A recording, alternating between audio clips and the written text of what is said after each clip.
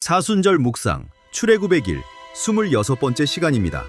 오늘은 우리 앞을 가로막은 절망의 벽이자 동시에 구원의 통로가 되었던 거대한 바다, 홍해를 건너다의 의미를 통해 하나님의 크신 능력을 깊이 묵상해 봅니다. 먼저 출애굽기 14장 30절 말씀을 경청하겠습니다.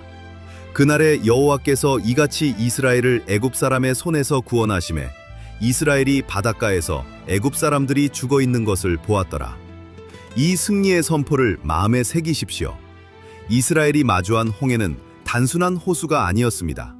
평균 수심 500m, 깊은 곳은 2000m가 넘는 거대한 바다였습니다.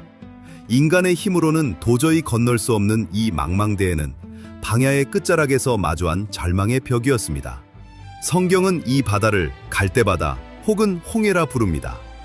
어떤 이들은 이를 얕은 습지나 자연현상으로 설명하려 하지만 고대 신앙인들은 이를 단순한 사건이 아닌 하나님의 전적인 구원이 드러난 거대한 역사의 현장으로 고백했습니다.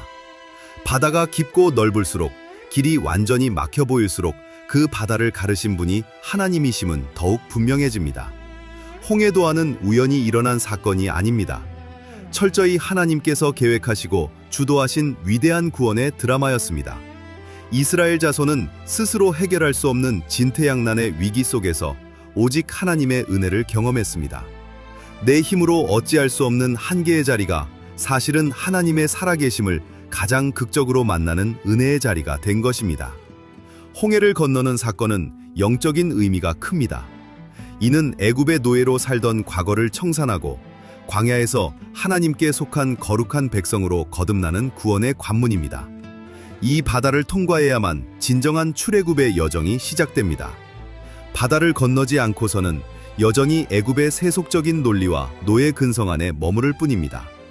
하나님은 홍해라는 거대한 사건을 통해 이스라엘이 관념적인 신앙을 넘어 몸과 삶으로 하나님의 구원을 직접 통과하게 하셨습니다. 우리 앞에도 도저히 건널 수 없을 것 같은 거대한 홍해가 놓일 때가 있습니다. 경제적인 문제, 질병의 고통, 관계의 단절 등 우리를 숨막히게 하는 시련들이 마치 넘실거리는 바다처럼 다가오곤 합니다. 그러나 기억하십시오.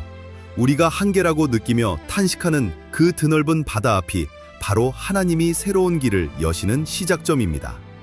인간의 계산이 끝나는 곳에서 하나님의 기적은 비로소 그 웅장한 모습을 드러내기 시작합니다. 출애굽의 길은 안전한 평지만 걷는 길이 아닙니다. 때로는 거친 파도 속으로 발을 내딛어야 하는 믿음의 모험입니다. 하나님은 바다 위에 길을 내시는 분이십니다. 그분은 한 번도 당신의 자녀를 절망 속에 버려두지 않으십니다. 오늘 우리 앞에 놓인 바다를 두려움의 눈이 아닌 믿음의 눈으로 바라보길 원합니다. 되돌아갈 애굽의 안락함을 그리워하는 것이 아니라 비록 험할지라도 건너가야 할 하나님의 약속의 땅을 향해 용기 있게 전진합시다. 함께 기도하겠습니다. 주여, 우리 앞을 가로막은 거대한 바다 앞에서 떨고 있는 우리를 붙들어 주소서. 환경의 크기에 압도되지 않게 하시고 바다보다 크신 하나님의 권능을 신뢰하며 믿음의 발걸음을 내딛게 하소서. 과거의 습관과 세속의 가치관이라는 애굽을 뒤로하고 오직 주님이 예비하신 생명의 길을 선택하게 하소서. 불가능해 보이는 상황 속에서도 마침내 길을 내시고 우리를 안전하게 건너게 하실 주님의 신실하심을 찬양합니다. 우리의 모든 한계를 가르시고 승리의 길로 인도하시는 예수 그리스도의 이름으로 기도드립니다. 아멘. 오늘 하루 홍해를 가르신 하나님의 전능하심이 여러분의 삶에 가득하여 모든 막힌 담이 허물어지는 역사가 있기를 축복합니다.